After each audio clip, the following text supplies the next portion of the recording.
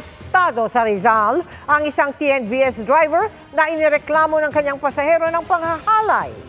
Inaalam kong may iba pa siyang nabiktima dahil nakuhaan siya ng mga cellphone na di naman niya pagmamay-ari. Nakatutok si John Consulta. Kanya-kanya ng pwesto ang mga tauhan ng NBI-NCR sa bahaging ito ng Cainta, Rizal at nang maispatan na nila ang subject, mabilis siyang hinarang at dinakma ng mga ahente. Ikaw yan. Positive.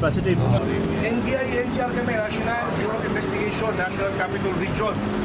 Hinuhuli ka namin sa kasong rape, panggagasa, na nangyari nung Sunday, early morning. Arestadong 24 anyos sa TNVS driver na umunoy ng abuso ng kanyang naging pasahero sa Southern Metro Manila. Ayon sa NBI, nangyari yan nang makatulog ang pasahero sa gitna ng biyahe pasado alas 3 na madaling araw ng linggo. Nagulat siya when nung nagising siya is the vehicle is already on a stop mode, tapos nakapatong na sa kanya yung driver. And in her struggle to extricate herself from the lewd acts by the driver, sinuntok siya sa sikmura at nanghina siya. Nang tangkain daw ng driver na may kunin sa unahang bahagi ng sasakyan, doon na nakakuha ng tiyempo na makatakbo papalabas ng kotse ang biktima. Pero bago ito ay nahablot pa raw ng suspect ang kanyang kwintas at naiwan ng bag na may lamang cellphone at cash.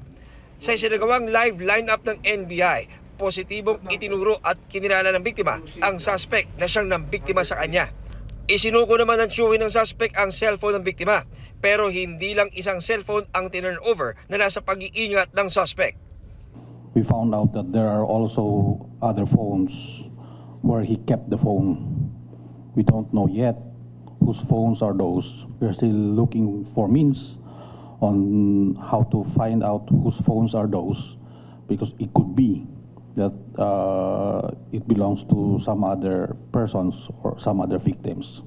Nang tanongin namin ang suspect kung ginawa nga niya ang krimen, humingi ako ng patawad. Siyempre tao lang din po ako.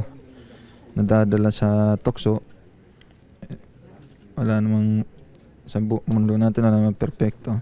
Pero sisikapin ko naman po na harapin lahat ng parusang nakatang para sa aking nagawa.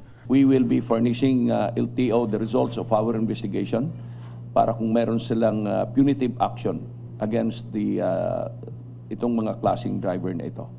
I think this is a way forward for all of us to protect the commuting public.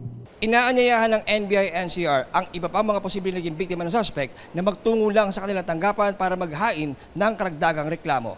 Para sa GMA Integrated News, John Consulta, nakatutok 24 oras.